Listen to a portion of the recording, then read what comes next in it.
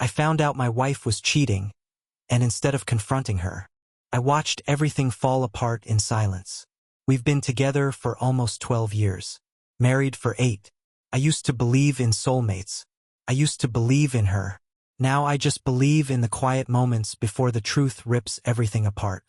It started with something small, like it always does. A locked phone. Not unusual in itself. Everyone values privacy. But she used to leave it on the couch in the kitchen, charging overnight next to mine. Then suddenly it was always in her pocket. Or under her pillow. She started smiling at messages she wouldn't share. And then came the late nights. Team meetings. Client dinners. All stuff that could easily be true. Until it kept happening. Twice a week. Then 3 times. She smelled different when she came home. Like expensive perfume that wasn't hers. Like hotel soap. I knew. Before I knew, I knew. But I didn't ask. Couldn't. Because once you ask, once you say it out loud, there's no turning back. So instead, I started observing. Like a scientist watching a subject. I logged the nights she came home late. Watched where her Uber receipts said she was. I copied numbers from her phone bill. I even took photos of her laundry to look for evidence of anything off. I started dying inside. Quietly. Like mold creeping in through the walls. Then came the voicemail. I was in the shower. Her phone buzzed. I ignored it until I heard the notification for a voicemail. I don't know why I checked it. Maybe I'd finally cracked. It was him. I didn't recognize the voice. But he said her name in a way I hadn't heard in years. Like it was his name for her now. I miss you already. Last night was perfect. That's when I knew for sure. And still, I didn't say anything. I let it rot me from the inside. Because I wanted to see how far she'd go. And I wanted to see what kind of person I would become, knowing the truth but saying nothing. I started recording things. Saving screenshots. Tracking patterns. I had enough evidence to burn her entire world down. But I didn't use it. I just kept watching. Because part of me hoped she would stop. That she'd choose me again. But she didn't. She fell deeper into it. Started making less effort to hide. Started being cruel, like I was the one wasting her time. Then one day, she left her laptop open. I wasn't even snooping. I swear. It was just there. And the chat window was glowing. A message from him. He sent her a picture. A hotel bed. She replied with a heart. That's when something in me broke. I packed a bag and left. No confrontation. No goodbye. Just a note. I know everything. Don't call. And I meant it. But what I didn't expect was how much it would hurt after. Because grief doesn't hit all at once. Comes in waves. And mine was a tsunami. The betrayal was one thing. But the loss of the life we built, that was something else. I missed our routines. Our dumb jokes. The way she used to fall asleep on the couch during movies. I missed a version of her that maybe never really existed. Or maybe she did once. And that's the worst part. Knowing the person you loved was real. Just not forever. It's been almost a year. She tried calling, texting, even showed up at my brother's place once. But I never answered. I didn't want apologies. I didn't want closure. I wanted myself back.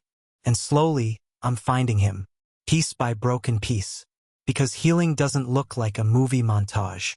It looks like crying in your car. It looks like deleting playlists. It looks like sleeping alone and waking up panicked at 3 a.m. But it also looks like drinking coffee without anxiety. Laughing with friends. Walking past a place that used to hurt and feeling nothing. This story doesn't end with revenge.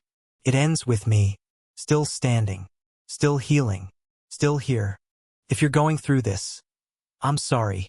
I know it hurts, but I promise you'll make it out. Not the same, maybe better. There were nights when I couldn't breathe, when I would wake up and forget, for one blissful second, that she was gone. Only for reality to slap me in the face. The silence in our home was the loudest thing I'd ever heard. I stopped going into the bedroom for a while. Slept on the couch. Sometimes on the floor. I didn't want to be in the bed where she used to lie next to me. Texting him. I donated her clothes. Boxed up photos. Even got rid of the throw pillows she picked out. Felt petty. But I needed to reclaim my space. One drawer at a time. Then came the guilt. Not for leaving, but for staying as long as I did. Why didn't I ask sooner? Why didn't I fight back? Why didn't I scream when I had the chance? Because I was afraid of the truth. And because I loved her. Even in the end.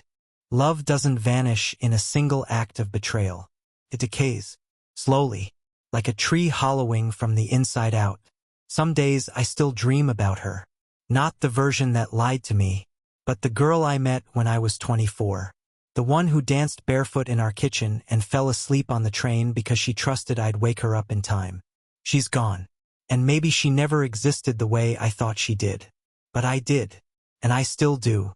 And that has to be enough. For now. A few weeks ago I saw her. For the first time since I left. It was at a grocery store. Not a dramatic place, just aisle 6 near the pasta. She was reaching for something. I was about to turn away, pretend I didn't see her, but she saw me first. She froze. So did I.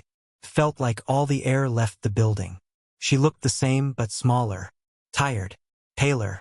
There was a flicker of something in her eyes. Guilt? Sadness? I didn't ask. We stood there for a second, just breathing. And then she said, "Hi." I didn't say it back. Not out of spite, just shock. She asked if I was okay. Said she missed me. I just nodded. I didn't have the energy to offer more. She started crying. In the middle of the aisle. Whispered, "I ruined everything, didn't I?" I wanted to say yes. I wanted to scream. I wanted to collapse into her arms and rewind time. But I just looked at her and said, "Take care of yourself." Then I walked away. That night I didn't cry. I felt a kind of peace I hadn't felt in months. Not because it didn't hurt, but because I didn't belong to the pain anymore. She texted me the next day. A long message. Apologizing. Owning up to everything. Saying she'd go to therapy. That she understood if I never wanted to see her again. I didn't reply. Closure doesn't always come with a conversation. Sometimes it's just a decision. That you've had enough. That your heart deserves better. That you do. And you know what? I do. I started traveling. Short trips at first. Just a weekend away. Then a full week. I hiked. I swam in cold lakes. I let my skin burn in the sun again. And for the first time in a long time I felt like a person, not a shell of one. There's a life after betrayal. It's quieter. Slower. But it's real. You rebuild it one decision at a time. You stop stalking their Instagram. You delete the last text. You throw away the old coffee mugs. You find music that doesn't hurt. And someday you realize the storm has passed. You're still here. You're still breathing.